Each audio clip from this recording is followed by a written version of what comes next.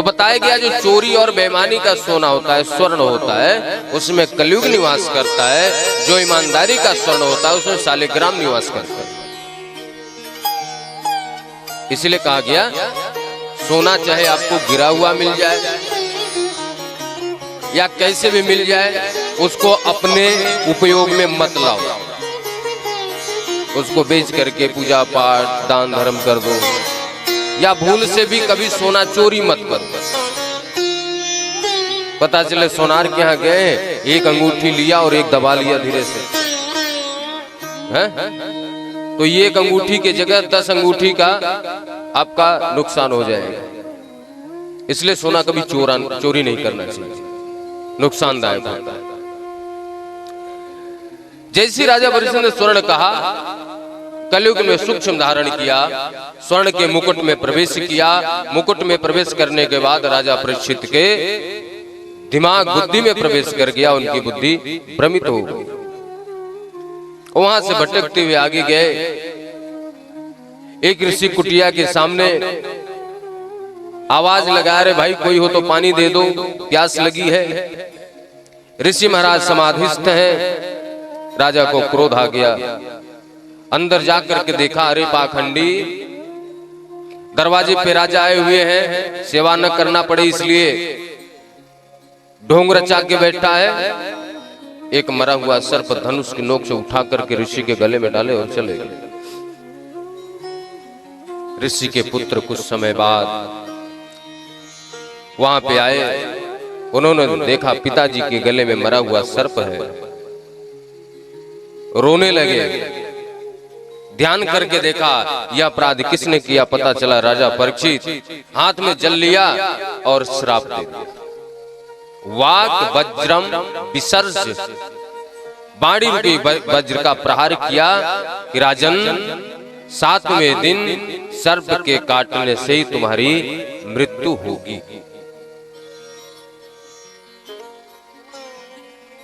समिक ऋषि की आंखें खुली, अपने बेटे श्रृंगी ऋषि को रोते हुए देखा। बोले बेटा आप विलाप क्यों कर रहे हो? बोले पिताजी आपके गले में मरा हुआ सर्प किसने डाला पता है? उन्होंने सर्प को उतार करके किनारे रखा। बोले क्या कर रहे हैं? किसने? जब कृषि सूख जाए तो वर्षा होने से कोई मतलब। ऋषि बालकों का आगमन हुआ। महाराज आपसे एक निवेदन है, बताइए 7वें दिन आपकी मृत्यु कन्फर्म है। 7वें दिन राजा परीक्षित दुखी नहीं हुए, बड़े प्रसन्न हुए। कम से कम मुझे पता तो चल गया कि 7वें दिन जाना है। एक चक्रवर्ती सम्राट छत्रपति राजा सफेद बलकल वस्त्र पहन करके मां गंगा किनारे पहुंच गए। मां गंगा को प्रणाम किया और प्रणाम करके जैसे सर को उठाया तो देखा वहां पे एक नहीं अपितु 88,000 ऋषि विराजमान थे। और सभी आपस में विचार कर रहे थे कौन से ऐसी पूजा की जाए, कौन से ऐसी पाठ की जाए जिससे राजा इस श्राप से मुक्त हो। यदि नवदुर्गा का पाठ कराया जाए तो 9 दिन लगेंगे। रुद्राभिषेक भी 7 दिन से ज्यादा ही होगा। महामृत्युंजय जाप कराया जाए वो भी 7 दिन से ज्यादा हो जाएगा।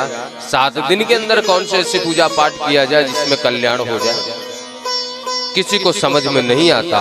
उसी समय तत्र भगवद भगवान व्यास पुत्रो अदीक्षयागामट मानो नपेक्ष अलक्ष्यलिंगो निजलाभ तुष्टो वृतश्च बालरैव धूतवेशः।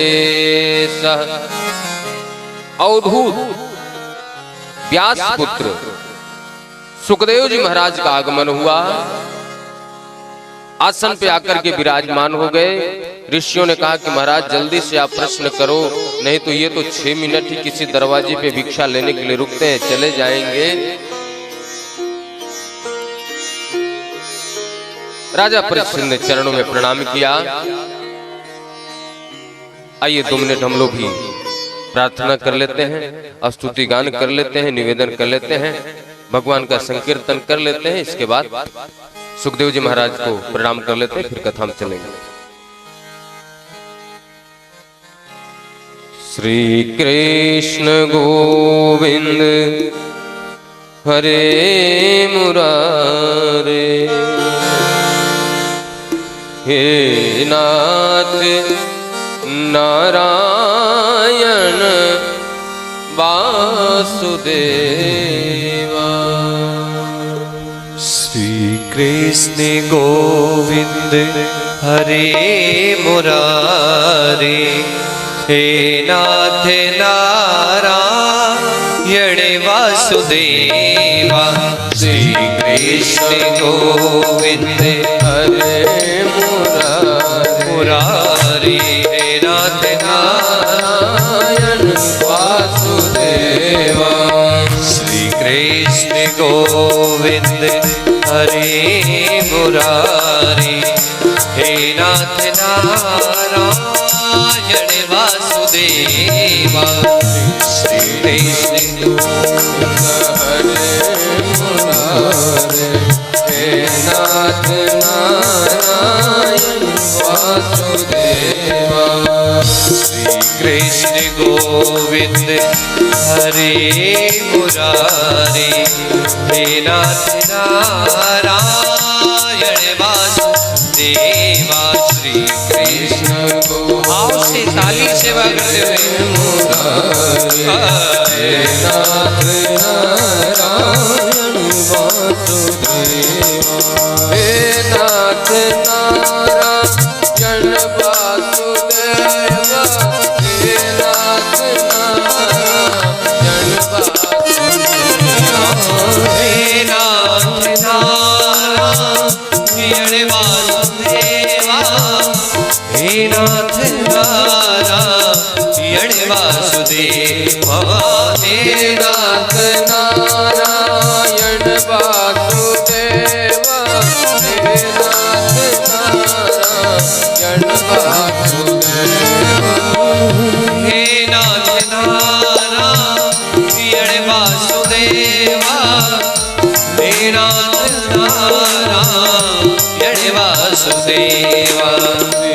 कृष्ण गोविंद हरे मुरारे, नाथ नारायण वासुदेवा।